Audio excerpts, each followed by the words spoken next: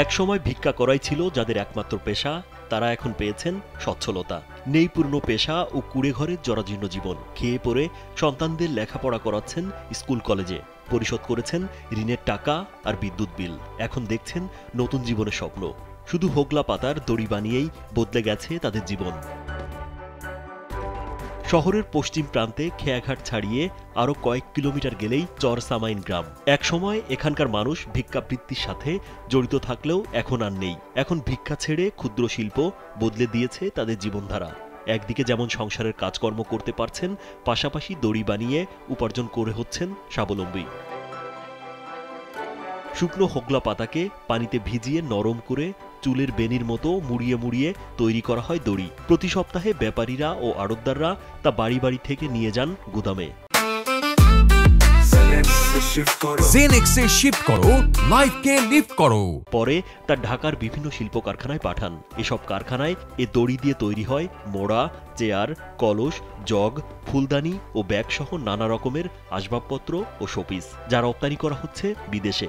এ শিল্প এখন শুধু ভোলার চরসামাইয়া গ্রামে নয়, তা ছড়িয়ে পড়েছে আশেপাশের আলীনগর, ভেদুরিয়া ও ভেলুমিয়া ইউনিয়নেও। দড়ি ভেঙ্গে কিস্তি চালাই, ঘরে পোলাপানের পড়ার খরচা দেই, ওই কারেন্ট বিল দিতে হয়। এখন সংসারে দেখা গেছে ভালো মন্দ এক জিনিস খাই, কাপড় চুপড় কিনে পরি, এইভাবেই তো দড়ির টাকাটা দিয়ে আমরা সংসার চালাই। ৫,০০০ রসিদে ৬৫০ টাকা দেওয়া হয়। তো আমাকে তো পোষে না, একটু যদি উন্নত করে দিত আমাকে সংসারটা একটু ভালোভাবে চলতো। স্থানীয় ব্যাপারীরা জানান, চরাঞ্চল থেকে হোগলা পাতা এনে তারা শ্রমিকদের দেন। পরে শ্রমিকেরা তা দিয়ে দড়ি তৈরি করেন। প্রতি ১০০ হাত দড়ি তৈরির মজুরি দেয়া হয় ১৪ টাকা। এসব দড়ি ২০ টাকা দরে সাভার ও গাজীপুরে পাঠান তারা। আমরা দাদন দিয়া চর রাখি, চর রাখিয়া পাতা কাটে শুকাইয়া মহিলা করে দিই। মহিলা করে দিয়া রসি করাই, মহিলা করে ৬৫০ টাকা গাইকে দিই। ১ লাখ হাত হলো গিয়ে আমরা ১৩,০০০ টাকা আমি মনে করি মহিলার কাছ থেকে নিয়ে ঢাকা সেল দিই।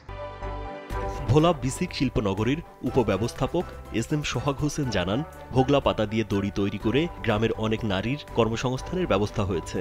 বিসিক থেকে এসব এলাকা পরিদর্শন করা হয়েছে। কারিগরদের উন্নত প্রশিক্ষণ ও সব ধরনের সহযোগিতার আশ্বাস দেন এই কর্মকর্তা। হোগলা পাতার একটা বিশাল সম্ভাবনাময় খাত এটা, এবং এখানে যদি যারা জড়িত বা উদ্যোক্তাদের যদি আরও উন্নত প্রশিক্ষণের ব্যবস্থা করা হয় এবং এখানে বিনিয়োগের পরিমাণটা যদি বাড়ানো যায়, দেশের মধ্যে আমাদের একটা বড় বাজার সৃষ্টি করার সম্ভাবনা রয়েছে এবং এই পণ্য বিদেশে রপ্তানির মাধ্যমে এবং অনেক বৈদেশিক মুদ্রা অর্জন করাও সম্ভব। সরকারি পৃষ্ঠপোষকতা ও পুঁজি বিনিয়োগকারী সংস্থা এগিয়ে আসলে রপ্তানিমুখী কুটির শিল্প গড়ে তোলা সম্ভব হবে মত সবার। রাজীব বিশ্বাস, কালবেলা।